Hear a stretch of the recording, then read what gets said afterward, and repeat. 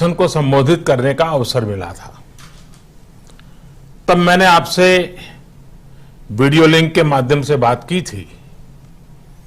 आज भी ऐसा संयोग है कि आप सभी मुझसे वीडियो माध्यम से ही जुड़े हैं, बल्कि इस बार तो पूरा कार्यक्रम ही ऑनलाइन डिजिटल प्लेटफॉर्म पर आयोजित हो रहा है। मुझे खुशी है कि कोरोना वैश्विक महामारी की इन परिस्थितियों में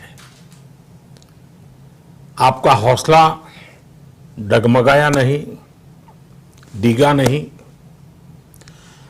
बल्कि आपने परिस्थिति के मुताबिक इस कार्यक्रम को और अधिक प्रासंगिक बना दिया है। पूरी दुनिया में इस बीमारी के कारण जो तनाव है, लोगों में जो डर और दुविधा है, उसे संगीत और कला के माध्यम से मरहम लगाया जा सके, इस दिशा में आपने इस साल के कार्यक्रम की थीम भी रखी है। साथियों, हम इतिहास में सुनते आए हैं, किस्से कहानियां में भी सुनते आए हैं कि पुराने समय में जब कोई युद्ध छिड़ जाता था तो राज्य के कवि, गायक, कलाकार वीर रस के गीत लिखते थे, संगीत को प्रेरणा का माध्यम बनाते थे। आज कोरोना जैसे अदृश्य दुश्मन के खिलाफ युद्ध में हमारे कलाकार वैसी ही भूमिका निभा रहे हैं। हमारे गायकों, गीतकारों, कलाकारों ने देश का मनोबल बढ़ाने के लिए, देश को जागरूक करने के लिए, इस लड़ाई में जोश फूंकने के लिए एक रचनात्मक अभियान खड़ा कर दिया है। बीते दिनों ऐसे ही कितने ही संगीतमय प्रयोग हमने देखे और सुने हैं। वैसे आपको याद होगा, इस अभियान की शुरुआत 130 करोड़ भारतवासियों ने ताली, थाली बजाई, शंख बजाया, घंटी बजाई और इस नाद के द्वारा पूरे देश को एक ऊर्जा से भर दिया था। ऐसे में जब 130 करोड़ लोग एक भावना से साथ आते हैं, एक संग जुड़ते हैं, तो ये संग ही संगीत बन जाता है। जिस तरह संगीत में एक सामंजस्य की जरूरत होती है, एक अनुशासन की जरूरत होती है, उसी तरह के सामंजस्य, संयम और अनुशासन से ही देश का प्रत्येक नागरिक आज इस महामारी से लड़ रहा है।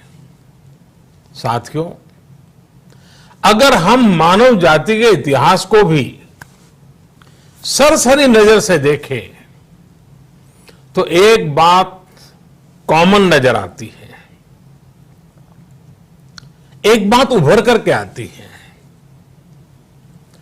हमारी जीवन यात्रा और विकास यात्रा को जोड़ने में संगीत और उत्सवों ने बहुत बड़ी भूमिका निभाई है। दुनिया के अलग अलग हिस्सों में उत्सवों के रूप रंग अलग रहे हैं और स्वाभाविक भी हैं।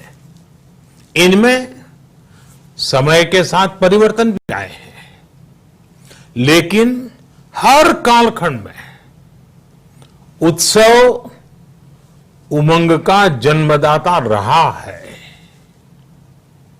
हमें उमंग से भर देने वाला रहा है। कोई भी आपदा पड़ी हो, विपदा विपत्ति रही हो, हर स्थिति में उत्सवों ने मानव सभ्यता को कठिन परिस्थितियों से बाहर निकालने में मदद की है। और हमारे देश में तो हर मौसम के लिए, हर ऋतु के लिए अलग अलग उत्सव, अलग अलग गीत, विविधता से भरा संगीत और लोकगीत रहे हैं। किसान जब खेत में बुआई करता है तो अलग गीत गाता है, फसल पकने पर अलग लोकगीत होते हैं, फिर फसल काटने पर अलग गीत गाए जाते हैं। इसलिए अगर हम कहें कि उत्सवों के बिना हमारा जीवन अधूरा है, तो हमें ये भी कहना पड़ता है कि कला संगीत के बिना उत्सव ही नहीं है। साथियों, मुझे बताया गया है कि आपने इस बार इस कार्यक्रम में nature walk, heritage walk, literature और होलिस्टिक फूड जैसे अनेक विषयों को भी जोड़ा है। साथ ही योग और विशेषकर नाद योग को भी इसमें रखा गया है। हमारे यहां तो नाद को संगीत का आधार माना गया है और नाद का आधार आत्मशक्ति को माना गया है, आत्मबल को माना गया है। संगीत या योग, इसके माध्यम से जब हम अपनी आत्मशक्ति तक पहुंचते हैं तो ये नाद ब्रह्मनाद हो जाता है।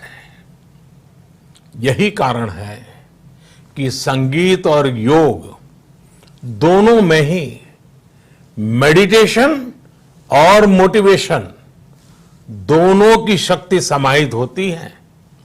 दोनों ही ऊर्जा के अपार स्रोत होते हैं। हमारे शास्त्रों में तो कहा गया है, न नादेन बिना गीतम, न नादेन बिना स्वरः, न नादेन बिना ज्ञानम, न नादेन बिना शिवः।